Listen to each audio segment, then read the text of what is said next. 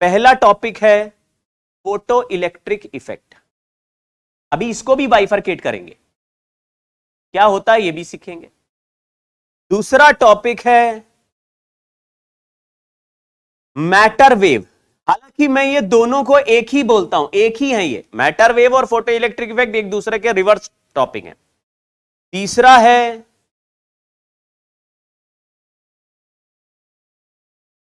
Bohr's model. पहले मैं atomic structure लिख रहा था, Bohr's model. Atomic structure chemistry में पढ़ते हैं, उसमें और भी चीजें सीखते हैं। हमारे सिलेबस में केवल Bohr's model of atomic structure है।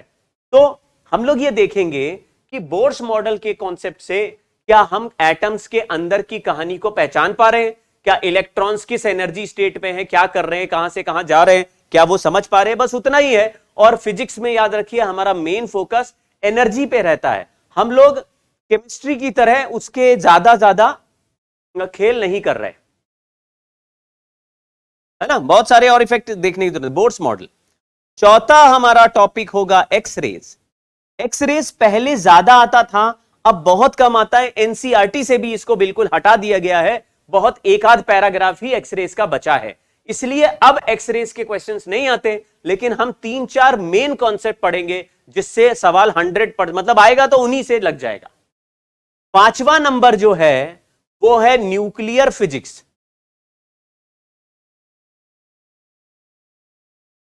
न्यूक्लियर फिजिक्स में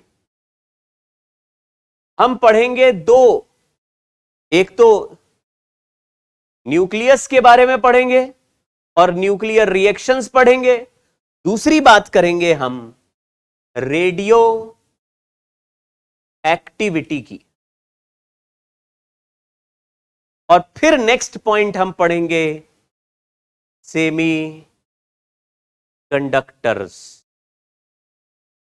semiconductor devices. Photo electric effect अभी पहला टॉपिक हम पढ़ने वाले हैं। देखो फोटो इलेक्ट्रिक इफेक्ट,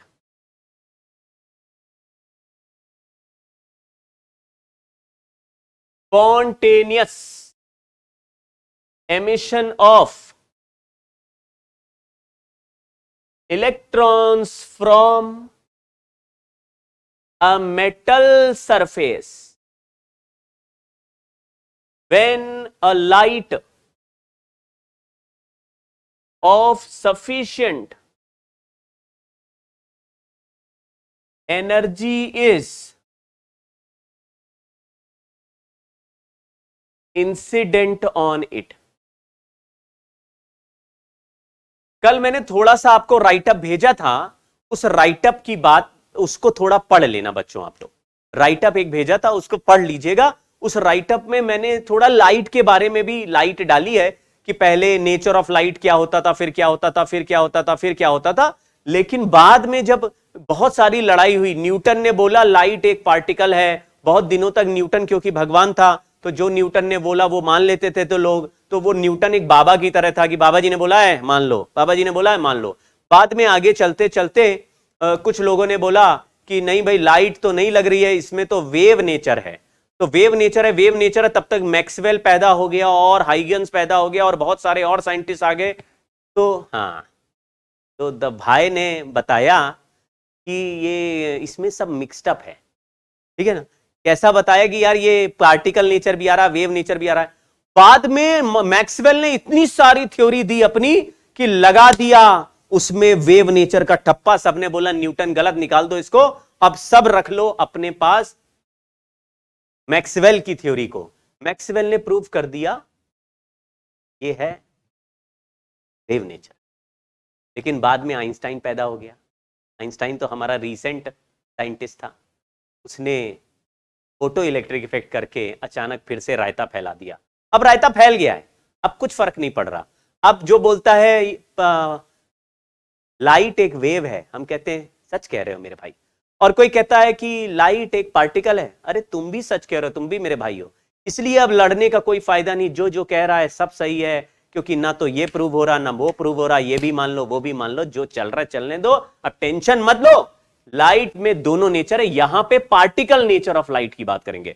अभी तक जो पढ़ते थे, अभी तक क्या, ऑप्टिक्स और वेव ऑप्टिक्स में, रे ऑप्टिक्स और वेव ऑप्टिक्स में सारी कहानियां, पोलराइजेशन में भी सारी कहानियां, डिफ्रैक्शन और इंटरफेरेंस में भी सारी बातें केवल वेव नेचर ऑफ लाइट से डिफाइन हो रही थी। लेकिन फोटो इलेक्ट्रिक इफेक्ट बिना वेव नेचर के साथ डिफाइन नहीं होगा, केवल पार्टिकल नेचर ही लेना पड़ेगा। तो यहां लिखा spontaneous emission of electron. Spontaneous emission का मतलब है या तो फोटो इलेक्ट्रिक इफेक्ट होगा या नहीं होगा। लाइट रे इंसिडेंट किया और यहां से इलेक्ट्रॉन निकलने लगे। यह मेटल का सरफेस है, इसमें लाइट रे इंसिडेंट किया, यानी लाइट रे के पार्टिकल्स इंसिडेंट किए। अब पार्टिकल ऑफ लाइट रे को हमने बोल दिया है फोटॉन। अब जरा समझो कि फोटो इलेक्ट्रिक इफेक्ट में हमको क्या क्या तीन चीजें हैं जिनसे सवाल आता है। मतलब यही तीन ही चीजें पढ़नी, अगर 5 मिनट में ये तीन चीज पढ़ा तो 5 ही मिनट में खत्म हो जाएगा, 50 मिनट में पढ़ाऊं तो 50 मिनट खत्म हो जाएगा। तो समझना और मेरी पीएचडी को थोड़ा गौर करना, मैंने जो पीएचडी करी है। एक सवाल जो फोटो इलेक्ट्रिक इफेक्ट में होता है वो आइंस्टाइन रिलेशन वाला होता है।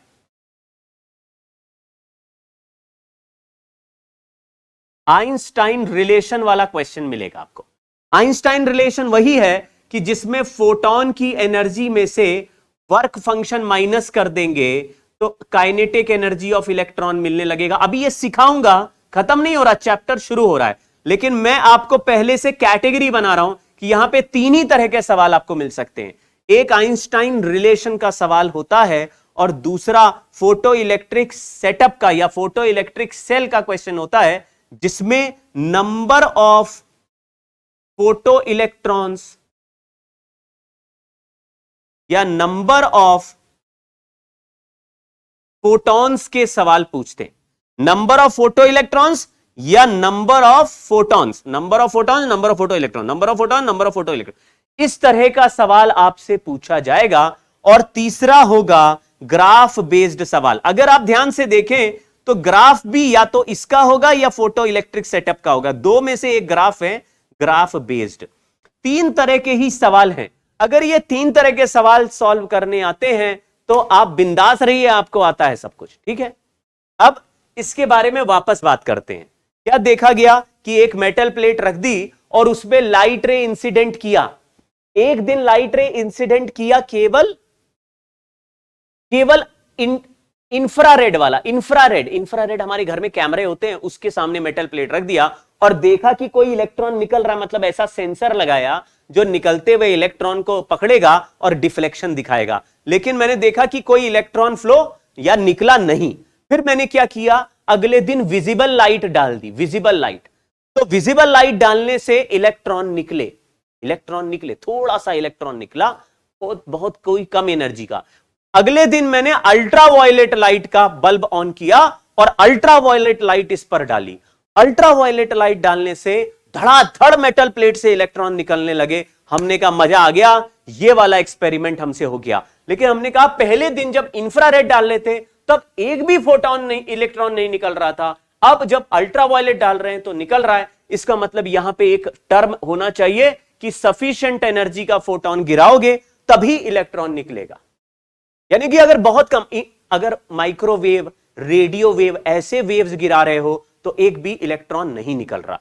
ये जो आते हैं पार्टिकल्स, नॉमेनक्लेचर पकड़ लो, ये जो आ रहे हैं लाइट, इनको कहते हैं फोटॉन्स। और इधर से जो निकले मेटल प्लेट से उनको कहते हैं इलेक्ट्रॉन।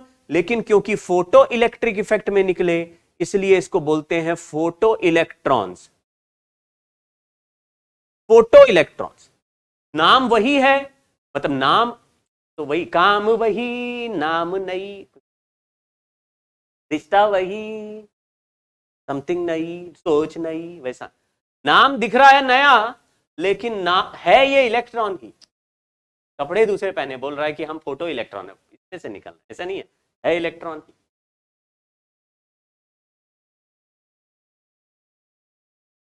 तो जरा इसको समझते हैं कि ऐसा क्यों हो रहा है। बाद में इसका एक सेटअप बनाएंगे। देखिए तीन ही तरह की कहानियां हैं, इसका एक सेटअप बनाएंगे और उसको सॉल्व करेंगे। पहले आइंस्टाइन रिलेशन सीखते हैं, तो पहले समझ लीजिए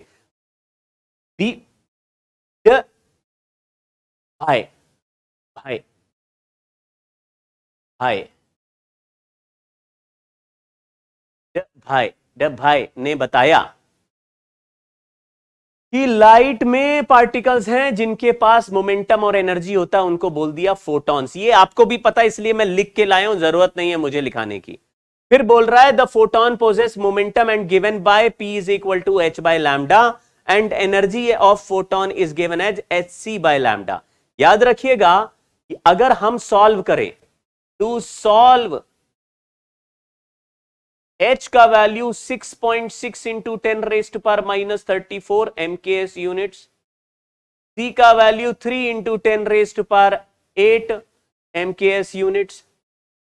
लैम्डा नॉर्मली मीटर या एंगस्ट्रॉम में होगा तो वो जैसा दिया होगा गिवन होगा, लेकिन इसको रखने के बाद हमने देखा अगर मैं वेवलेंथ दिया हो तो एनर्जी ऑफ फोटोन का फॉर्मूला hc बाय लैम्डा होता है, और h इंटू सी को अगर हम कन्वर्ट कर दें प्रॉपर यूनिट्स में तो hc बाय लैम्डा का आंसर में hc का वैल्यू नैनोमीटर इलेक्ट्रॉन वोल्ट होता है। फिर से देख लो, h इंटू सी का value approximately 1240 nanometre electron volt होता है। यानी कि अगर वेवलेंथ को नैनोमीटर में लिख दोगे तो नैनोमीटर से नैनोमीटर कट जाएगा और आंसर इलेक्ट्रॉन वोल्ट में आ जाएगा। अगर hc का वैल्यू इलेक्ट्रॉन वोल्ट में है तो any energy in electron volt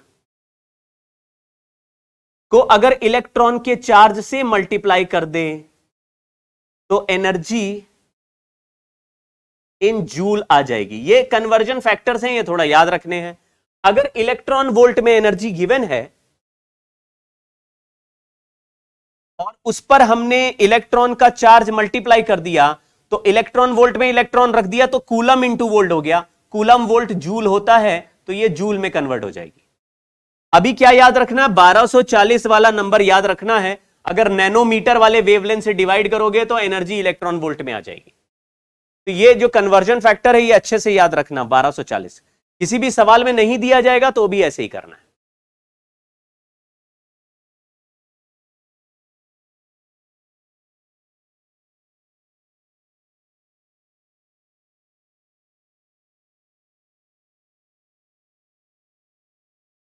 Planck's constant का डायमेंशन फॉर्मूला वही होता है जो एंगुलर मोमेंटम का होता है, आपको याद है।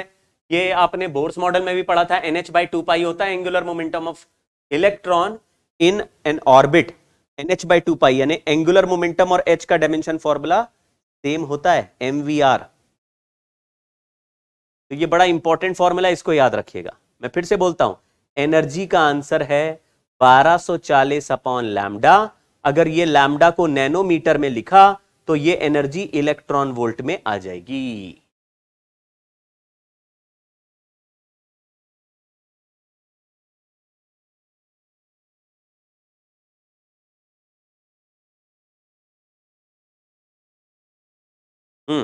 अगर तुम कह रहे हो नहीं जी हम एंगस्ट्रॉम में लिखेंगे लैम्डा को तो 12400 कर दो यार, इसमें ये सब चीजें बताने लायक नहीं है, ये सब खुद कर लो। लैम्डा अगर एंगस्ट्रॉम में रखना चाहते हो तो 12400 कर लो, 12400। आगे बढ़ते हैं। फोटो इलेक्ट्रिक इफेक्ट में क्या क्या प्रॉब्लम्स थी जिसकी वजह से मामला वेव नेचर से निकल के पार्टिकल नेचर में चला गया। Why particle nature. एक तो इंटेंसिटी प्रॉब्लम थी। इंटेंसिटी प्रॉब्लम मतलब क्योंकि photoelectric effect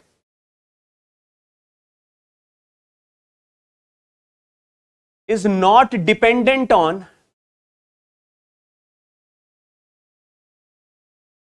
intensity of light rays। कहने का मतलब समझना, अगर किसी लाइट रे के लोअर इंटेंसिटी रेडिएशन को आपने फेंका, यानी कि लेस नंबर ऑफ फोटॉन्स गए और फोटो इलेक्ट्रिक इफेक्ट नहीं हो रहा, तो अगर आपने सेम लाइट, ये लाइट है जिसका फ्रीक्वेंसी न्यू है, अब आपने क्या करा कि 100 I का लाइट भेजा मतलब इंटेंसिटी 100 टाइम्स कर दी लेकिन फ्रीक्वेंसी सेम है तो भी फोटो इलेक्ट्रिक इफेक्ट नहीं होगा। ये केवल फ्रीक्वेंसी पे डिपेंड करता हुआ कहानी है। इसका मतलब समझना, मान लीजिए मैं 200 हर्ट्ज के फ्रीक्वेंसी का लाइट रे भेजता हूं, या कुछ ऐसा उल्टा बोल देता हूं, मैं वेवलेंथ के टर्म से बोल देता हूं क्योंकि वेवलेंथ पहचानने में थोड़ा आसान होती है। मान लीजिए मैंने 400 नैनोमीटर का एक वेवलेंथ फेंका और फोटो इलेक्ट्रिक इफेक्ट हो रहा है। अगर मैं 401 थोड़ा सा वेवलेंथ बढ़ा देता हूं, एनर्जी कम हो जाएगी। 401 का भेजता हूं तो फोटो इलेक्ट्रिक इफेक्ट नहीं हो रहा। 400 पे हो रहा है, 401 पे नहीं हो रहा, 402 में भी नहीं हो रहा, 403 में भी नहीं हो रहा, 405 में भी नहीं हो रहा। तो जो फोटोन भेज रहे हैं उससे ज्यादा वेवलेंथ के फोटोन में फोटो इलेक्ट्रिक इफेक्ट अगर नहीं हो रहा तो वो नहीं होगा, चाहे जितने भी फोटोन भेज लो। ऐसा कहानी वेव नेचर में नहीं होता था।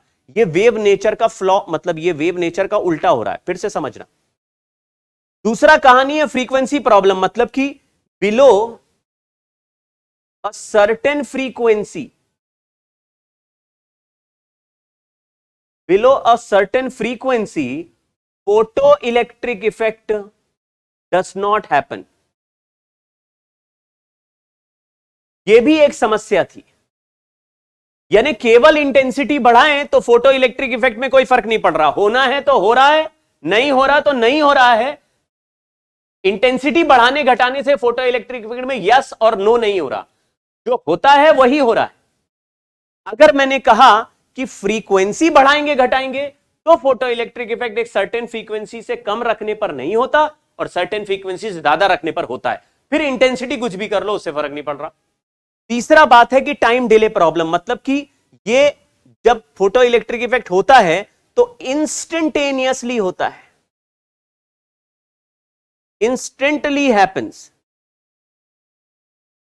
और ये नेवर डिलेड है। ये सारी कहानियां पार्टिकल नेचर के अगेंस्ट, मतलब पार्टिकल नेचर को सपोर्ट करती है, वेव नेचर के अगेंस्ट है। वेव नेचर किसको कहते हैं? वेव नेचर ऐसा होता है कि ऐसे वेव पल्स बनी हुई है लाइट में, और ये वेव पल्स की, हर पल्स की एक एनर्जी है। मान लो एक पल्स की एनर्जी 1 इलेक्ट्रॉन वोल्ट है, और दूसरे पल्स की एनर्जी भी 1 इलेक्ट्रॉन वोल्ट है, और तीसरे पल्स की एनर्जी भी 1 इलेक्ट्रॉन वोल्ट है, और चौथे पल्स की एनर्जी भी 1 इलेक्ट्रॉन वोल्ट है। यानी हर पल्स की एनर्जी 1 इलेक्ट्रॉन वोल्ट है। और समझ लो, ऐसा इमेजिन कर लो कि एक सेकंड में एक पल्स हमारे मेटल प्लेट से टकराता है। एक सेकंड में एक पल्स टकराता है, यानी एक सेकंड में एक पल्स टकराएगा। सोचो यहां कोई इलेक्ट्रॉन है जिसको इस मेटल से बाहर निकलने के लिए 3 इलेक्ट्रॉन वोल्ट एनर्जी की जरूरत है। अगर यह वेव नेचर होता तो एक सेकंड में ये एक पल्स जब इससे टकराता तो इसको 1 इलेक्ट्रॉन वोल्ट एनर्जी मिल जाती, फिर दूसरा पल्स भी टकराता तो इसको 1 इलेक्ट्रॉन वोल्ट और मिल जाती, फिर तीसरा टकराता तो 1 इलेक्ट्रॉन वोल्ट और मिल जाती। यानी कि लाइट ऑन करने के 3 सेकंड तक तो कुछ भी फोटॉन्स बाहर नहीं आते, लेकिन 3 सेकंड बाद अचानक इलेक्ट्रॉन्स बाहर आते रहते। तो हम लोग ये कहते हैं यार ये तो तब होता जब ये कॉन्टिन्यूअस फ्लो ऑफ एनर्जी होता, सारे के सारे वेव पल्स आपस में एक दूसरे से जुड़े हैं और लाइट कॉन्टिन्यूअसली एनर्जी एमिट कर रही है। लेकिन इसमें ऐसा होता नहीं है। इसमें light will be treated as a particle, और एक particle is called a photon, और उस फोटोन के अंदर कुछ नंबर ऑफ वेव पल्स बंद हैं और उनकी एक सर्टेन एनर्जी है। तो मैंने कहा ये पार्टिकल जो आ रहा है मेटल प्लेट के पास में, ये एक पार्टिकल है जिसको हम एक बुलेट या पार्टिकल की तरह ट्रीट करेंगे, एनर्जी पैकेट की तरह। इसका नाम फोटोन है। मान लो इस फोटोन की एनर्जी 2 इलेक्ट्रॉन वोल्ट है, तो जितनी भी लाइट आएगी उसमें सारे पार्टिकल 2 इलेक्ट्रॉन वोल्ट के ही चलते हुए आ रहे होंगे। अब इसको यहां बैरियर ब्रेक करने के लिए या इसकी दीवार तोड़ने के लिए अगर इस इलेक्ट्रॉन को 3 इलेक्ट्रॉन वोल्ट की जरूरत है, तो इसको 2 इलेक्ट्रॉन वोल्ट का एक पार्टिकल रिसीव हुआ, इसने 2 इलेक्ट्रॉन वोल्ट की एक्स्ट्रा एनर्जी से टक्कर मारी दीवार पे, तो दीवार तो 3 इलेक्ट्रॉन वोल्ट से टूटनी थी, 2 इलेक्ट्रॉन वोल्ट की एक्स्ट्रा एनर्जी टक्कर मारने पर दीवार को कुछ नहीं हुआ, वो टूटी नहीं। तो वो इलेक्ट्रॉन कहेगा यार मेरे पास जो एनर्जी उसका कुछ फायदा नहीं हुआ, तो वो इलेक्ट्रॉन उस एनर्जी को कहीं रख नहीं सकता, क्योंकि इलेक्ट्रॉन्स फ्री है और उनके पास कोई पोटेंशियल एनर्जी नाम की पॉकेट नहीं है। तो वो क्या करेंगे, एनर्जी रिसीव किया और टक्कर मारा, दीवार नहीं टूटी, तो वो एनर्जी रिजेक्ट हो जाएगी उनसे, वो निकल जाएगी। फिर क्या करेंगे, फिर वेट करेंगे दूसरे फोटोन का, दूसरा फिर से 2 इलेक्ट्रॉन वोल्ट का आया, फिर टक्कर मारी, लेकिन उस टक्कर में भी कुछ दीवार ब्रेक नहीं हुई, तो फिर से इजेक्ट हो जाएगा। तो ये 2 इलेक्ट्रॉन वोल्ट का पार्टिकल टकरा के अब्जॉर्ब होगा और रिफ्लेक्ट हो जाएगा, टकरा के अब्जॉर्ब होगा और इलेक्ट्रॉन उसको छोड़ देगा। कहीं रख नहीं सकता, ऐसे नहीं कर सकता कि एक पार्टिकल रख लिया और दूसरे का वेट कर रहा है, एक हाथ में पकड़ा हुआ है और दूसरे का 2 और आ गया, 4 हो गए, अब तोड़ के दीवार निकल गया। उसके पास सेव करने की कोई जगह या पोटेंशियल एनर्जी नहीं है। इसका मतलब है कि ये इलेक्ट्रॉन जो है इंडिविजुअली एक ही पार्टिकल से इंटरैक्ट करता है और दूसरे पार्टिकल से इंटरैक्ट करेगा, तब तक पहला निकल चुका होगा। तो ये डिस्क्रीट एनर्जी पैकेट्स हैं जो एक बार में एक ही पैकेट आपके किसी इलेक्ट्रॉन के साथ इंटरैक्ट कर सकता है। अगर इसको वेव नेचर मानेंगे तो ये कॉन्टिन्यूअस फ्लो ऑफ एनर्जी हो जाएगा। तो फिर इलेक्ट्रॉन अगर 2 मिनट तक वेट करेगा तो 2 मिनट तक उसको फोटोन इकट्ठा करने का मौका मिलेगा। समझ गए ना? तो अलग अलग पार्टिकल की तरह ही लेना पड़ेगा, क्योंकि जो हो रहा है उसको एक्सप्लेन तो करना है। तो आइंस्टाइन ने बोला कि आप पहले ये मान लो कि ये वेव नहीं है, पहले ये मानो कि ये एनर्जी पैकेट है, और एक एनर्जी पैकेट आएगा तो इलेक्ट्रॉन एक के साथ ही इंटरैक्ट करेगा, उसको कहेगा आओ तुमको ऑब्जॉर्व कर लेते हैं। ऑब्जॉर्व के बाद इलेक्ट्रॉन की एनर्जी बढ़ गई, उस ज्यादा एनर्जी से टक्कर मार रहा है, लेकिन वॉल नहीं टूटी, तो फिर वो वापस आ जाएगा और अपनी एनर्जी रिजेक्ट कर देगा। लेकिन ये बताओ, अगर ये ऐसा होता रहेगा और शाम तक 2 इलेक्ट्रॉन वोल्ट के ही फोटोन भेजते रहूं, तो इधर से कितने इलेक्ट्रॉन निकलेंगे? तुम कहोगे एक भी नहीं निकलेगा, क्योंकि अगर बैरियर ब्रेक करने के लिए 3 चाहिए और 2-2 के 2-2 के 2-2 के 2-2 के भेजे जा रहे हैं, तो 2 इलेक्ट्रॉन वोल्ट से कभी कोई इलेक्ट्रॉन नहीं निकलेगा। इसका मतलब है एक सर्टेन एनर्जी से कम एनर्जी का अगर फोटोन भेजोगे तो फिर फोटो इलेक्ट्रिक इफेक्ट नहीं होता, और उससे ज्यादा का जरा भी भेजा, जैसे अगर मैंने 3.1 का भी भेज दिया, अरे 3 का ही भेज दिया, तो भी इलेक्ट्रॉन टक्कर मारेगा, जरा सा बाहर आ जाएगा। तुम कहोगे अरे यार ये इलेक्ट्रॉन तो बाहर आ गया, कैसे? उसके पास जो एनर्जी आई उससे दीवार जस्ट ब्रेक हो गई।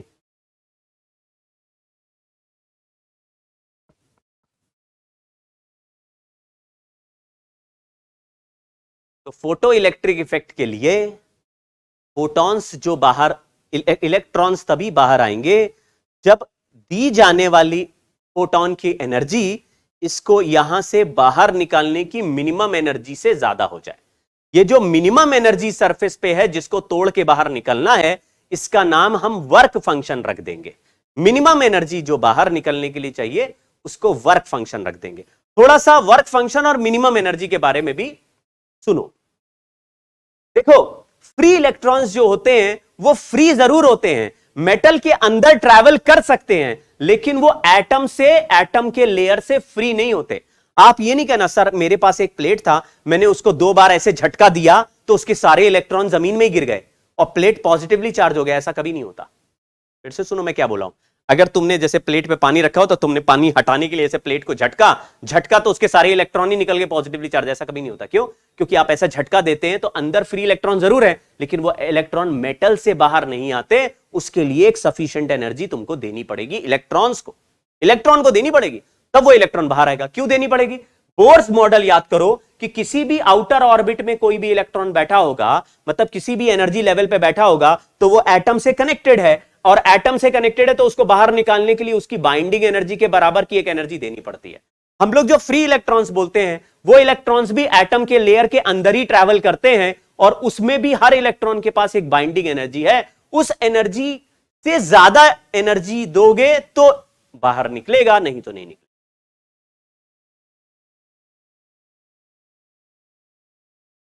तो 3 प्रॉब्लम थी। इंस्टेंटली हो रहा था, अगर वेव होती तो लगातार होता। फ्रीक्वेंसी प्रॉब्लम था, फ्रीक्वेंसी मतलब एक फ्रीक्वेंसी से कम वाले का कभी फोटो इलेक्ट्रिक इफेक्ट नहीं होता। अगर ऐसा वेव नेचर लेते तो फिर कभी नहीं मानते ऐसा, क्योंकि फिर तो हर एक चीज में, मतलब वेव नेचर अगर फॉलो कर रहा होता तो हर लाइट रे से इलेक्ट्रॉन निकलता। कितनी भी कम का भेजोगे वो थोड़ी देर तक वेट करेगा, जितने सफिशिएंट ऑफ एनर्जी जब उसको अक्वायर हो जाएगी तो बाहर निकल आएगा। लेकिन फोटो इलेक्ट्रिक इफेक्ट या तो होता है या नहीं होता। ठीक, work function, minimum energy required by an electron to come out of metal plate.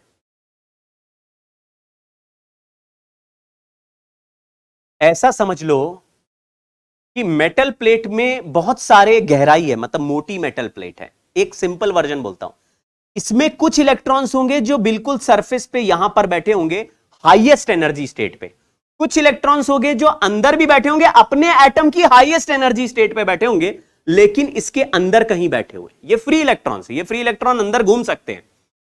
अगर ये फोटोन खा रहा है तो ये हाईएस्ट एनर्जी स्टेट पे भी है और मेटल के सरफेस पे भी है, तो जल्द बाहर निकलते समय इसको ये बस एक बाउंड्री क्रॉस करनी है और ये अपने एटम से बाहर निकलना है और ये बाहर निकल आएगा। लेकिन जब इनको बाहर निकालेंगे तो ये अपने एटम से तो बाहर निकलेंगे, लेकिन मान लो इस पे फोटोन अब्सॉर्ब हुआ, ये यहां से अपने एटम से बाहर निकल गया, निकल के जब ये ट्रैवल करता हुआ ऊपर आया तो 2-3 बार अलग अलग इलेक्ट्रॉन्स या एटम से टकरा के फिर बाहर आया, तो रास्ते में ऊपर आने पर यानी कि मेटल सरफेस आने पर इसकी थोड़ी सी एनर्जी और लॉस हो गई। तो आप कहेंगे यार इसको निकालना ज्यादा मुश्किल है, इनको निकालना ज्यादा मुश्किल है, और जो टॉप लेयर पे सबसे हाईएस्ट एनर्जी स्टेट पे बैठे होंगे उनको निकालना सबसे आसान होगा। जिनको निकालना सबसे आसान है उनकी एनर्जी को वर्क फंक्शन कहते हैं। जो थोड़ी भी और नीचे बैठे होंगे उन इलेक्ट्रॉन्स को पहले तो नीचे का रास्ता ट्रैवल करना है और मेटल सरफेस क्रॉस करना है, नीचे का रास्ता क्रॉस करना फिर मेटल सरफेस क्रॉस करना है। कहने का मतलब यह कि नीचे के रास्ते क्रॉस होने में थोड़ी एनर्जी लॉस हो जाएगी और फिर मेटल को क्रॉस करने में फाइनल एनर्जी जो लगेगी उसको वर्क फंक्शन कह रहे हैं। Minimum energy required is called work function of metal plate, depends on nature of metal surface, यानी कौन सा मेटल है, कैसा सरफेस है, उसके नेचर पे डिपेंड करेगा। कैसा मेटल है, कौन सा मेटल है, उसका होगा। और इस वर्क फंक्शन को हम फाई बोल दें तो फाई के करस्पॉन्डिंग जो फ्रीक्वेंसी आए या फाई के करस्पॉन्डिंग जो वेवलेंथ आए, उन वेवलेंथ को थ्रेशोल्ड वेवलेंथ और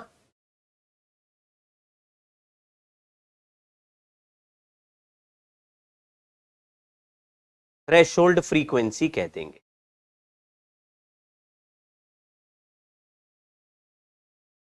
तो ये हो गया मिनिमम फ्रीक्वेंसी या maximum wavelength for photo electric effect, यानी फोटो इलेक्ट्रिक इफेक्ट कराने के लिए कितना मिनिमम फ्रीक्वेंसी और चाहिए और कितना maximum wavelength of incident photon.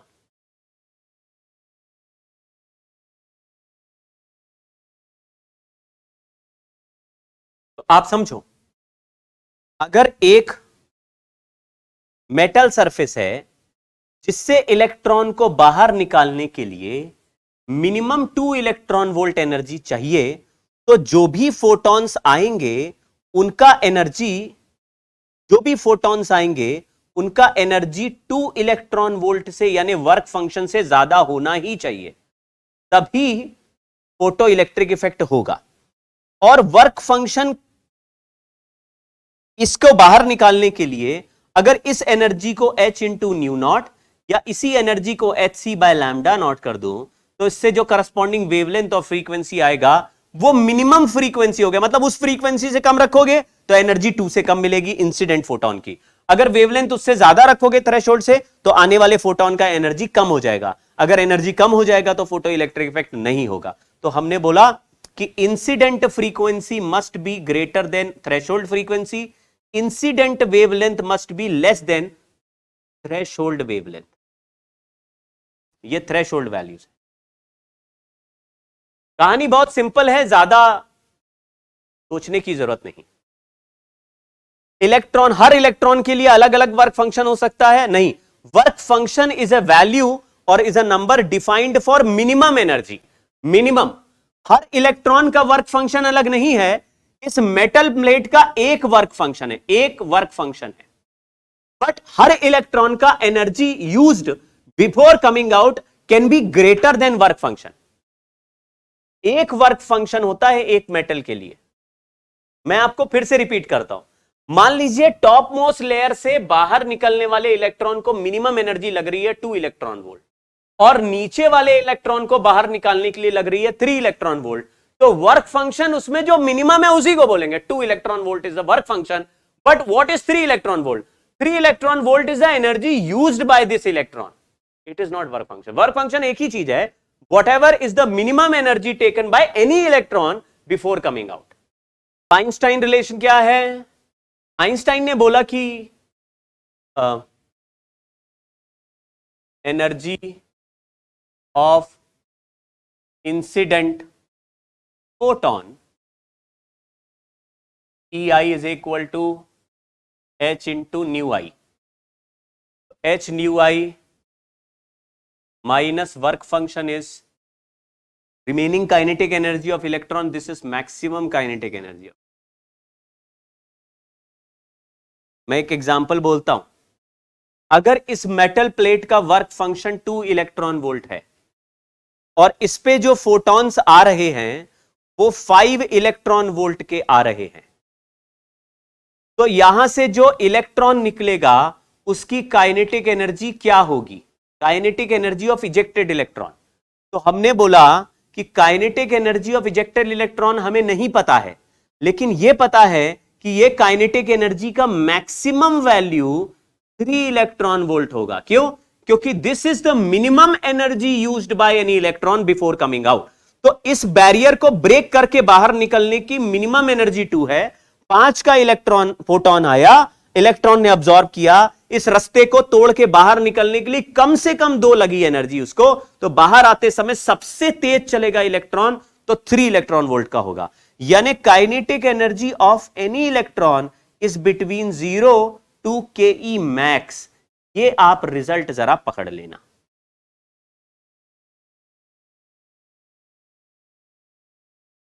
अगर आप बोलते हैं नहीं जी 5 में से 2 तो वर्क फंक्शन में गया तो इलेक्ट्रॉन 3 का निकलेगा, गलत जवाब है।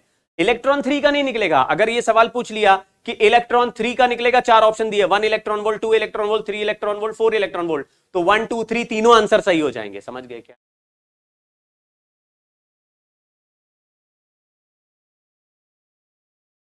Not 3, it is the maximum kinetic energy which is 3. The electron which is coming out may not have 3, it will always have 3 or less than 3। Correct है क्या? तो एक ग्राफ बनाया गया। ग्राफ में एक लाइट रे इंसिडेंट किया एक मेटल प्लेट पे, तो उसका ग्राफ ऐसा दिख रहा है।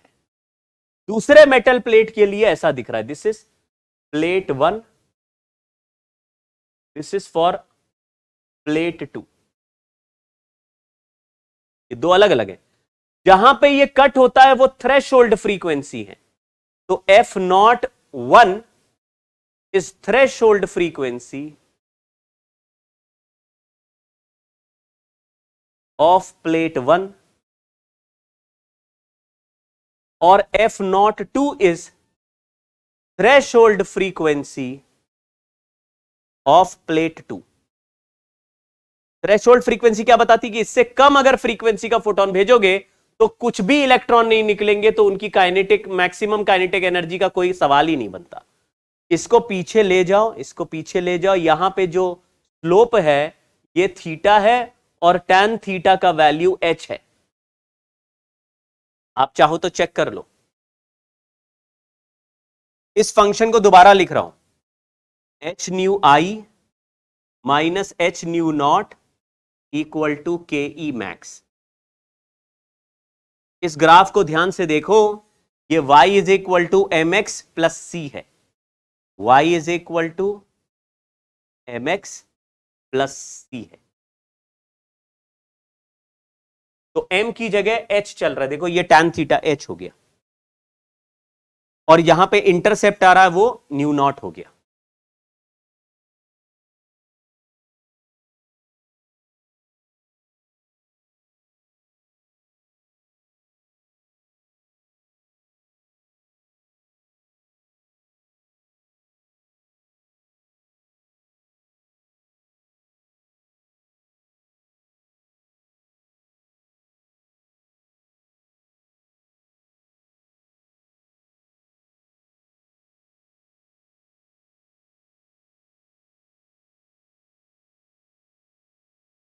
जहां पे ये इंटरसेप्ट ये वाले आ रहे हैं, ये काइनेटिक एनर्जी के वो वैल्यूज है। जहां पे फ्रीक्वेंसी 0 करेंगे तो उसके लिए वो ये वर्क फंक्शन 1 और ये वर्क फंक्शन 2 है, ये फाई 1 है और ये फाई 2 है।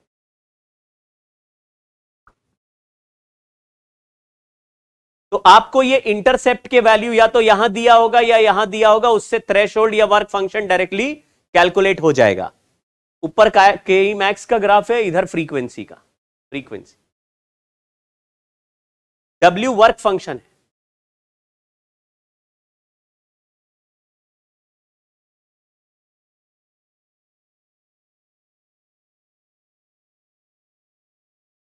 ये सारे ग्राफ हमेशा पैरेलल चलेंगे क्योंकि एच का वैल्यू यूनिवर्सल कांस्टेंट है, यहां थीटा, सारे ग्राफ पैरेलल चलेंगे। पर मेटल प्लेट 1 के लिए अलग चलेगा, 2 के लिए अलग चलेगा, 3 के लिए अलग चलेगा।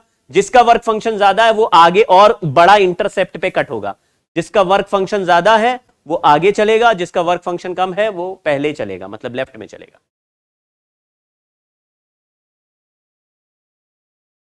ये ग्राफ को समझो जरा, यहां पे लिखा है K E max equal to H bracket nu minus nu naught, ऐसे बन गया। तो ये इंसिडेंट फ्रीक्वेंसी है और ये थ्रेशोल्ड फ्रीक्वेंसी है। तो इंसिडेंट फ्रीक्वेंसी से ज्यादा रखोगे थ्रेशोल्ड, तभी काइनेटिक एनर्जी बनेगी, अदरवाइज मैक्सिमम काइनेटिक एनर्जी बनेगी नहीं। तो ग्राफ यहां से स्टार्ट होगा। मतलब अगर मैं इसका ग्राफ बनाऊं किसी एक मेटल प्लेट के लिए, ऐसे ही चलना है। ये कट हो रहा है वहां पे न्यू नॉट है, और ये जो पीछे जहां कट हो रहा है वो वर्क फंक्शन है। ये काइनेटिक एनर्जी मैक्सिमम का ग्राफ है विद फ्रीक्वेंसी। इस पॉइंट से आगे का ग्राफ है, इससे पीछे कोई ग्राफ नहीं है। ये ग्राफ नहीं है, ये केवल ऐसे डॉटेड लाइन बनाई है इंटरसेप्ट के लिए।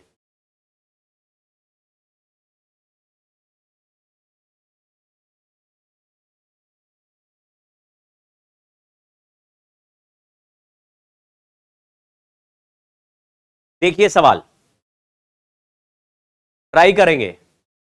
यहां पे जो ग्राफ है वो स्टॉपिंग पोटेंशियल ग्राफ, चलो ये अभी बाद में करेंगे, इसको रोक देते हैं।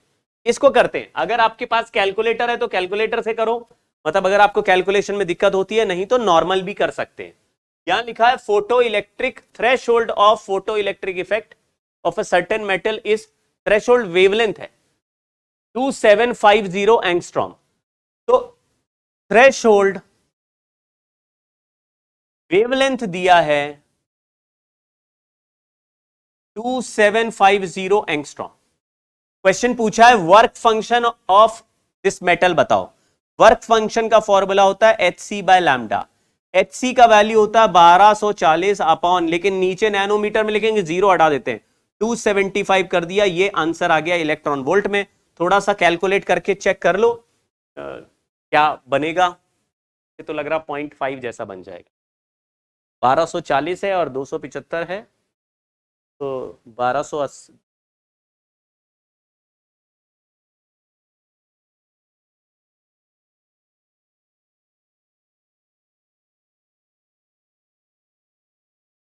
ऑलमोस्ट 0.5 के आसपास बने, 0.5 से थोड़ा छोटा बन जाएगा। तो कैलकुलेटर से कर लो सॉल्व यार, अभी उसकी जरूरत नहीं है कि हम लोग मरे। Maximum kinetic energy of these electrons,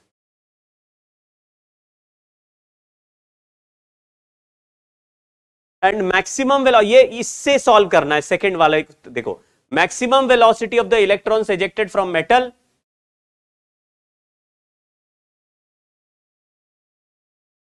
when it is with the light of wavelength 1800। तो हमने इंसिडेंट एनर्जी निकाला एच सी बाय 1800, 180 कर दिया, और वर्क फंक्शन का वैल्यू है 1240 डिवाइडेड बाय 275। अब दोनों को माइनस कर रहे हैं, तो इंसिडेंट एनर्जी में से वर्क फंक्शन माइनस करेंगे तो मैक्सिमम काइनेटिक एनर्जी आएगा। यही एक फॉर्मूला इंपॉर्टेंट है। दो ही हमारे पास कहानियां हैं इस चैप्टर में, एक maximum kinetic energy, incident energy और वर्क फंक्शन का रिलेशन, आइंस्टाइन रिलेशन है। इसको भी आप यूज करते रहिए बार बार। तो H C by 180 minus H C by 275 equal to maximum kinetic energy. 1240 upon 180 minus 1240 upon 275 equal to maximum kinetic energy. एक बार सॉल्व करो जरा, इसका आंसर क्या आएगा बताओ। तो 6.89 का ये 6.89 का बना ये, और 4.51 का वर्क फंक्शन बना। इसका मतलब है 4.51 से ज्यादा एनर्जी का फोटोन भेजोगे तो होगा एमिशन होगा, और 4.51 से कम का भेजोगे तो नहीं होगा।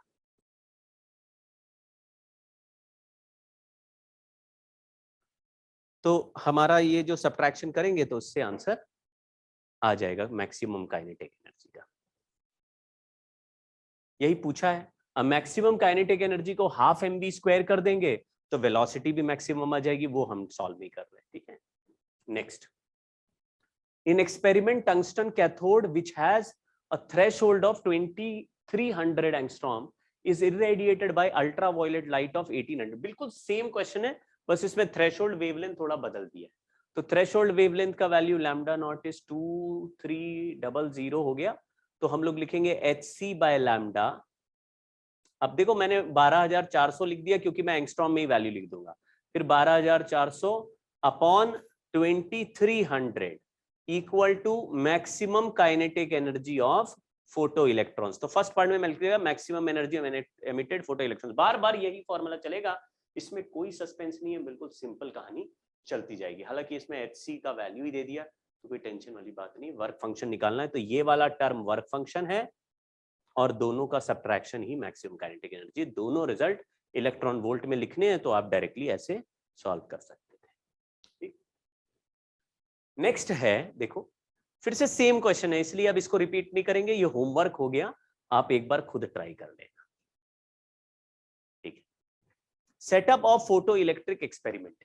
अब मैं आपको जो बता रहा था ना कि पहला कॉन्सेप्ट ये है कि जो एक एनर्जी आएगी उस एनर्जी का वैल्यू दिया होगा, उसमें से जो मिनिमम एनर्जी खर्च होती है उसको बोलते हैं वर्क फंक्शन। तो वर्क फंक्शन को सब्ट्रैक्ट कर दोगे तो बचा हुआ energy will be seen as kinetic energy of ejected photoelectrons, और वो भी मैक्सिमम काइनेटिक एनर्जी आएगा क्योंकि वर्क फंक्शन हमेशा मिनिमम एनर्जी है जो प्रोसेस में लॉस होता है। यानी कोई अंदर वाला इलेक्ट्रॉन जब बाहर आएगा तो हो सकता है इससे ज्यादा एनर्जी उसकी लॉस हुई हो। तो मान लीजिए किसी मेटल प्लेट का वर्क फंक्शन 3 इलेक्ट्रॉन वोल्ट है, तो कोई भी इलेक्ट्रॉन मिनिमम 3 खर्च करके बाहर आएगा, और दूसरे इलेक्ट्रॉन ऐसा भी हो सकता है कि 3.1 3.2 4 5 कुछ भी खर्च करे। तो अगर 10 इलेक्ट्रॉन वोल्ट का फोटोन भेजे और बाहर निकलने वाले इलेक्ट्रॉन्स को देखे तो 0 से लेकर 7 इलेक्ट्रॉन वोल्ट, मतलब मैंने 3 इलेक्ट्रॉन वोल्ट का वर्क फंक्शन बोला, तो 10 का फोटोन भेजा, तो 7 का अगर कोई इलेक्ट्रॉन दिख रहा है तो वो मैक्सिमम एनर्जी का इलेक्ट्रॉन है, बाकी सारे इलेक्ट्रॉन उससे कम एनर्जी के हो सकते हैं। हजारों इलेक्ट्रॉन निकलेंगे लेकिन 7 इलेक्ट्रॉन वोल्ट से ज्यादा नहीं। Setup of photo electric experiment में क्या करना है, 2 प्लेट लगा देनी है, इसको हम कैपेसिटर प्लेट भी बोल सकते हैं, ये कैथोड और एनोड है। इस पे एक कैथोड पे हम क्या करेंगे, फोटॉन्स बम्बार्ड करेंगे, फोटॉन्स इंसिडेंट करेंगे, और इन फोटॉन की जो एनर्जी है वो वर्क फंक्शन से ज्यादा होगी। ये कैथोड का वर्क फंक्शन 5 है। तो यहां से इलेक्ट्रॉन्स निकलेंगे और इस इलेक्ट्रॉन को सामने अट्रैक्ट करने के लिए सामने वाले प्लेट को मैं थोड़ी देर के लिए पॉजिटिव टर्मिनल ऑफ बैटरी से कनेक्ट कर दूंगा। तो यहां से जो इलेक्ट्रॉन निकलेगा वो रास्ते में एक्सेलरेट होता हुआ दूसरे प्लेट पे पहुंच जाएगा। अगर एक एमीटर लगा होगा तो उसमें करंट हमें दिखने लगेगा। वैसे नॉर्मली ऐसा हम कैपेसिटर के 2 प्लेट बनाएं तो कैपेसिटर चार्ज होने के बाद करंट फ्लो होता नहीं है, लेकिन जैसे ही फोटोन इंसिडेंट होगा इधर से इलेक्ट्रॉन निकलेंगे और सामने इलेक्ट्रॉन पहुंचने लगेंगे, भी सामने वाला प्लेट तो वैसे ही अट्रैक्ट कर रहा है, पॉजिटिव टर्मिनल बना हुआ है, और वैसे भी इस इलेक्ट्रॉन के पास कुछ ना कुछ काइनेटिक एनर्जी जिससे ये अपने आप भी जा सकते थे, लेकिन हमने अट्रैक्ट भी कर लिया। अगर यही बैटरी को रिवर्स कर दे या ऐसे कर दे कि मैंने क्या किया, as potential difference between cathode and anode, अभी ये जो V है ये इंक्रीज किया, यानी एनोड का वोल्टेज इंक्रीज कर दिया है एज कंपेयर टू कैथोड। कैथोड वो प्लेट है जहां से इलेक्ट्रॉन निकल रहे हैं, एनोड वहां है जहां पहुंच रहे हैं। तो एनोड का जो वोल्टेज है वो इंक्रीज करने से करंट का वैल्यू, ये जो फोटो इलेक्ट्रिक करंट है, फोटो इलेक्ट्रिक करंट, ये इंक्रीज होता है। इंक्रीज क्यों होता है? क्योंकि जैसे ही यहां पे पॉजिटिव टर्मिनल को ज्यादा पॉजिटिव करोगे, पॉजिटिव चार्ज बढ़ाओगे, जैसे इस प्लेट का वोल्टेज बढ़ाएंगे तो यहां पे इलेक्ट्रॉन को ज्यादा अट्रैक्शन होगा। तो मतलब whatever electrons are coming out, उनकी possibility of reaching this plate increase होगा। वैसे भी सारे इलेक्ट्रॉन इधर निशाना लेके तो निकल नहीं रहे होंगे, कुछ ऐसा टेढ़ा निकल रहा होगा, कुछ मेढ़ा निकल रहा होगा, कुछ ऐसा टिल्टेड जा रहा होगा। लेकिन अगर ये प्लेट को ज्यादा पॉजिटिव चार्ज करते जाएं, मतलब पॉजिटिव टर्मिनल बनाते जाएं, तो ये जो टेढ़ा वाला इलेक्ट्रॉन है ये भी अट्रैक्ट होकर यहां पहुंच जाएगा, ये जो बहुत तिरछा जा रहा था ये भी अट्रैक्ट होकर पहुंच जाएगा।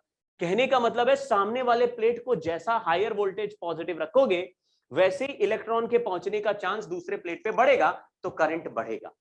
लेकिन करंट बढ़ने के बाद देन करंट बिकम्स कांस्टेंट।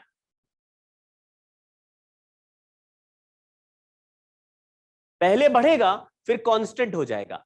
ये जो करंट है इसको कहते हैं photoelectric current. Current is called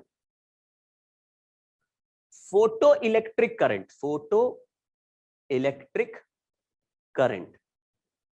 और इसका वैल्यू बढ़ते बढ़ते कांस्टेंट हो जाएगा, और दिस कांस्टेंट, ये जो मैक्सिमम वैल्यू ऑफ करंट है जो कि कांस्टेंट हो चुका है, कांस्टेंट वैल्यू जो बढ़ के कांस्टेंट हो गया, उसको कहेंगे सैचुरेशन करंट। तो saturation current is the maximum value of photoelectric current in this setup. अब ये करंट कांस्टेंट क्यों हो जाएगा या सैचुरेट क्यों हो जाएगा? क्योंकि जो फोटॉन्स हम भेज रहे हैं, मान लीजिए उन फोटॉन्स की टक्कर से कुछ 10 इलेक्ट्रॉन एक सेकंड में निकले, फिर हम फोटॉन भेजेंगे फिर 10 और निकलेंगे, फिर फोटॉन भेजेंगे फिर 10 और निकलेंगे, फिर भेजेंगे फिर 10 और निकलेंगे। 10 में से हो सकता है 4 अपने आप पहुंच जाए, 6 इधर उधर लॉस हो जाए। तो तुमने इस प्लेट का पॉजिटिव टर्मिनल इंक्रीज कर दिया, जिससे 10 निकले, 4 अपने यहां पहुंचे, और जैसे वोल्टेज बढ़ाया वैसे ही 5 और 6वां भी पहुंचने लगा, लेकिन 4 अभी भी लॉस हुए। तो तुम कहोगे ऑल वोल्टेज बढ़ा दो, तो और बढ़ाएंगे तो 7वां 8वां भी, और बढ़ाएंगे तो 9वां भी, और बढ़ाएंगे तो 10वां भी। अब जब बढ़ा बढ़ा के तुमने ऐसे कर दिया कि इधर से एक सेकंड में निकले 10 इलेक्ट्रॉन सामने वाले प्लेट पर पहुंचने लगे, तो इधर से जब निकल ही 10 रहे हैं और सामने वाले प्लेट पे मैक्सिमम कितने जा सकते हैं? आप कह रहे हो एक सेकंड में जितने निकले उतने ही तो मैक्सिमम अट्रैक्ट कर लोगे, जबरदस्ती अंदर से थोड़ी ना खींच लोगे। तो जो फोटॉन्स हम भेज रहे हैं उनके इंटरैक्शन से कुछ नंबर ऑफ इलेक्ट्रॉन्स निकलेंगे, जिनके साथ फोटॉन की टक्कर ऐसी होगी कि वो निकल सकते हैं। 2 रीजन है, एक तो हर फोटॉन इलेक्ट्रॉन से टकराए जरूरी नहीं है, इलेक्ट्रॉन तो बहुत टाइनी पार्टिकल है, एटम बहुत बड़े होते हैं, तो ज्यादातर फोटॉन एटम से टकराते हैं, नहीं तो बीच के खाली जगह से ही क्रॉस कर जाते हैं, ट्रांसमिट हो जाते हैं। तो हम कहते हैं भाई खाली जगह भी होती है, उधर से इलेक्ट्रॉन निकल जाएगा, फोटॉन निकल जाएगा, तो हम क्या कर लेंगे? नहीं कर सकते। तो हजारों लाखों फोटॉन में से कोई एक इलेक्ट्रॉन निकलता है, तो हम इधर से फोटॉन दनादन भेजे जा रहे हैं, तो कुछ इलेक्ट्रॉन्स निकलेंगे, अगर सारे अट्रैक्ट हो गए तो फिर फोटो इलेक्ट्रिक करंट इंक्रीज नहीं होगा। इसका मतलब है जितने number of photons electrons emit हो रहे हैं पर सेकेंड, उनका अगर हमने चार्ज निकाल दिया, तो सैचुरेशन करंट का फॉर्मूला क्या लिख देंगे? Saturation current is equal to number of photo electrons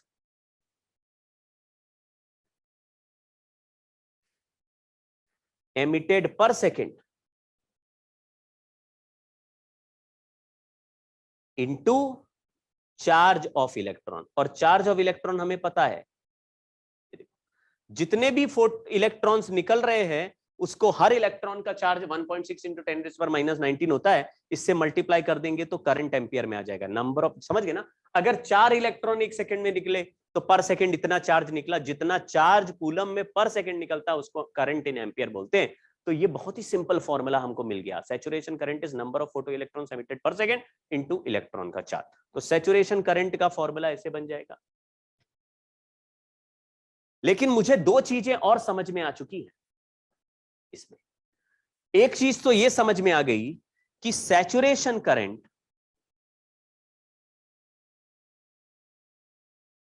is proportional to number of electrons per second, number of electrons per second, और number of electrons per second is proportional to number of photons incident per second, और वो proportional to intensity of light. Incident. यानी कि light रे जो भेज रहे हैं, अगर उसका इंटेंसिटी बढ़ा दे, अब कैसे बढ़ा दे इंटेंसिटी? अरे भाई ज्यादा लाइट फेंकने लगे, मान लो पतली बीम जा रही थी, 1 मिलीमीटर की थिकनेस की बीम चल रही थी, उस बीम को मोटा करके 2 मिलीमीटर के थिकनेस का बीम कर दिया, या 4 मिलीमीटर के, सेम बीम है बस उसमें से ज्यादा। जैसे एक बल्ब है, बल्ब के सामने एक कार्डबोर्ड लगाया, कार्डबोर्ड में 1 मिलीमीटर का होल कर दिया, तो बल्ब की रोशनी तो चारों तरफ जा रही है, लेकिन उस होल के थ्रू 1 मिलीमीटर के बाहर का बीम निकलता दिखेगा। अगर होल थोड़ा ज्यादा कर दो तो ज्यादा फोटॉन्स निकलेंगे, अगर ज्यादा फोटॉन्स टकराएंगे तो ज्यादा इलेक्ट्रॉन्स निकलेंगे। तो यहां लिखा saturation current is proportional to number of electrons per second, और number of electrons is proportional to number of photons incident. जितने ज्यादा फोटॉन टकराएंगे उतने ज्यादा इलेक्ट्रॉन निकलेंगे, और जितने ज्यादा फोटॉन टकराएंगे वो इंटेंसिटी ऑफ लाइट पे डिपेंड करेगा। तो हम यहां पे फाइनल बात ये लिखेंगे, saturation current is proportional to intensity. इसके बारे में नेक्स्ट स्लाइड में बात करते हैं। अभी यहां पे एक टर्म लिखा स्टॉपिंग पोटेंशियल, इसको भी समझ लो। अगर मैंने फोटो इलेक्ट्रिक सेटअप बनाया और रिवर्स वोल्टेज लगा दिया, if anode voltage is decreased और केप्ट बिलो कैथोड वोल्टेज, यानी नेगेटिव प्लेट बना दे। अगर मैं इसको पॉजिटिव टर्मिनल और इसको नेगेटिव टर्मिनल कर दूं, और यहां से इलेक्ट्रॉन जो निकले उसको सामने नेगेटिव प्लेट की तरफ बना दूं, सामने वाला प्लेट एनोड जो है नेगेटिव प्लेट बना दूं, तो आप कहेंगे अरे वोल्टेज डिक्रीज करने से, मतलब वोल्टेज इससे भी कम कर दिया, तो रिवर्स वोल्टेज लगाने से, if reverse polarity is applied, photoelectric current decreases। ये भी आपको समझ में आ गया होगा भाई। ये जो है इलेक्ट्रॉन जो सामने पहले एक्सेलरेट होते थे, अट्रैक्ट होते थे, अब वो इलेक्ट्रॉन रिपेल हो रहे हैं, तो यहां जाके रिपेल होंगे, यानी कि वो वापस आ सकते हैं। Photoelectric current decreases.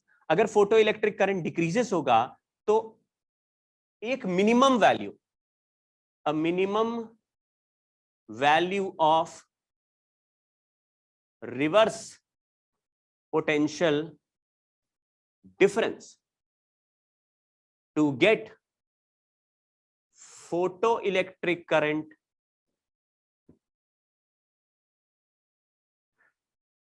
decreases to 0।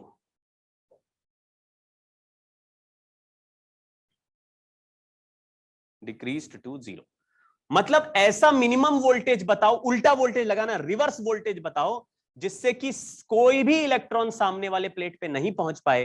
फिर से समझ लो, अगर सामने वाला प्लेट पॉजिटिव टर्मिनल की तरह ट्रीट किया जाएगा तो इलेक्ट्रॉन को खींचेगा, अट्रैक्ट करेगा, करंट बढ़ेगा। करंट बढ़ के कांस्टेंट हो जाएगा थोड़ी देर में। क्यों? क्योंकि जब जितने इलेक्ट्रॉन तुम निकाल रहे थे, अगर सारे पहुंच जाएंगे तो कांस्टेंट हो जाएगा। ऐसे केस में जो करंट है वो मैक्सिमम है, उसको सैचुरेशन करंट कहते हैं। अब बोला कि रिवर्स वोल्टेज लगाएंगे तो क्या होगा? तो रिवर्स वोल्टेज में इलेक्ट्रॉन रिपेल होगा। रिपेल होते समय सारे इलेक्ट्रॉन अगर रिपेल हो गए तो सामने कोई भी इलेक्ट्रॉन पहुंचेगा ही नहीं। तो ऐसा वोल्टेज जिसमें एक भी इलेक्ट्रॉन सामने नहीं पहुंचा, हमने बोला stopping potential. This potential is called stopping potential. ये जो मिनिमम वोल्टेज है। तो स्टॉपिंग पोटेंशियल कैसे निकालें? यहां से निकलने वाले किसी भी इलेक्ट्रॉन के पास सबसे ज्यादा एनर्जी एक ऐसे इलेक्ट्रॉन की है जिसको kinetic energy, maximum kinetic energy कहते हैं। मतलब सारे इलेक्ट्रॉन अलग अलग काइनेटिक एनर्जी से निकलेंगे, लेकिन जो मैक्सिमम काइनेटिक एनर्जी का इलेक्ट्रॉन निकला उसका सामने अपने आप पहुंचने का ही चांस बहुत ज्यादा है। तो हम चाहते हैं कि इसको मैं मान लो 0 वोल्ट बोलूं और इसको -v वोल्ट बोलता हूं। यहां 0 वोल्ट बोल दिया, यहां पे -v बोल दिया, यहां -v, ये -v वोल्ट है। यहां पे काइनेटिक एनर्जी मैक्सिमम है। अगर मैंने मैक्सिमम वाले को रिटार्ड करके यहां पहुंचने से पहले रोक दिया, इसकी वेलोसिटी 0 कर देंगे। यहां पे वोल्टेज v है, यहां 0 है, यहां से इलेक्ट्रॉन चला और यहां पहुंचते पहुंचते रुक गया, तो मैं कंजर्वेशन ऑफ एनर्जी कर रहा हूं। यहां पे वोल्टेज 0 माना है, तो चार्ज इंटू 0 यहां की पोटेंशियल एनर्जी हो गई, प्लस इस कैथोड पे काइनेटिक एनर्जी है ke मैक्स। जब दूसरे प्लेट पर पहुंचा तो काइनेटिक एनर्जी को 0 लिख दिया, और दूसरे प्लेट पर वोल्टेज का वैल्यू माइनस वी है, चार्ज का वैल्यू माइनस ही है, तो minus E into minus V कर दिया। ये बाद की पोटेंशियल एनर्जी है, बाद में काइनेटिक एनर्जी जीरो। अगर मैक्सिमम काइनेटिक एनर्जी का इलेक्ट्रॉन यहां पहुंचते पहुंचते रुक गया और रिपेल होके वापस आ गया, तो जो इससे कम काइनेटिक एनर्जी के हैं वो तो पहले ही रुक जाएंगे, और कम वाले तो वैसे ही रुक जाएंगे और तुरंत वापस लौट लेंगे। तो हमको किसको रोकना है? मैक्सिमम वाले को। अगर मैक्सिमम वाले को रोका तो सारे रुक गए। इसको स्टॉपिंग पोटेंशियल कह रहे हैं। तो स्टॉपिंग पोटेंशियल का वैल्यू के ई मैक्स बाय ई हो गया। के ई मैक्स का वैल्यू हमने पहले ही निकाला था, incident energy minus work function upon E. इन दोनों में से कोई भी रिजल्ट लगा दो।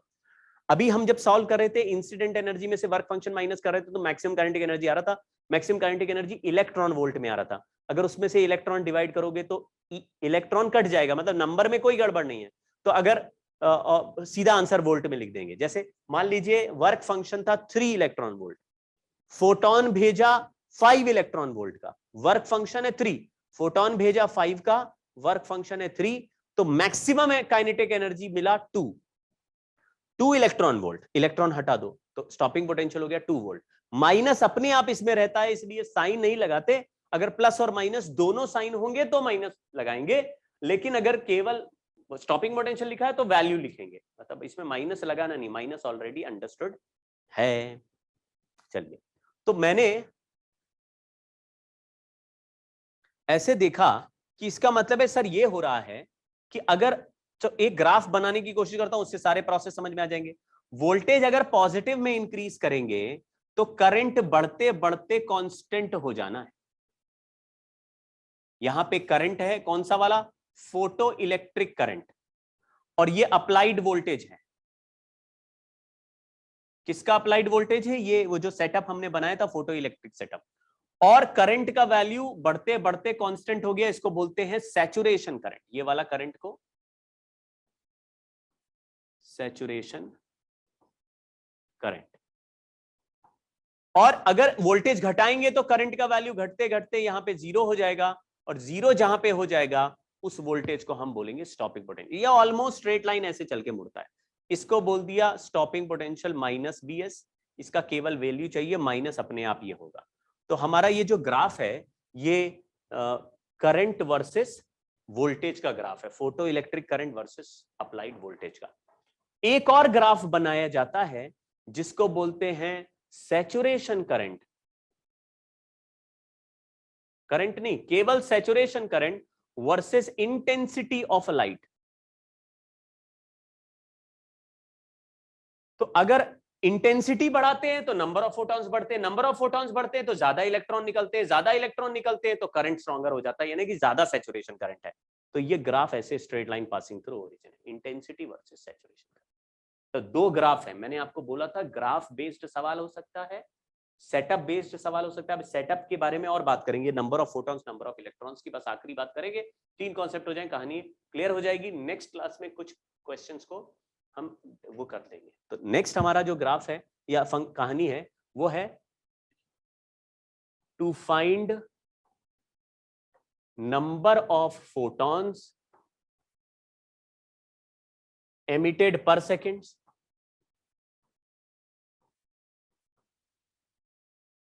Number of photo electrons,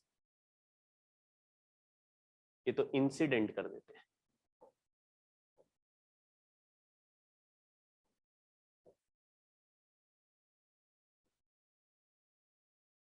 incident number of photo electrons emitted per second,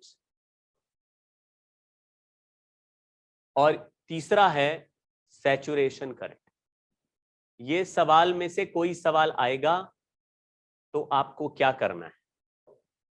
तो लिखा है if power P of incident light is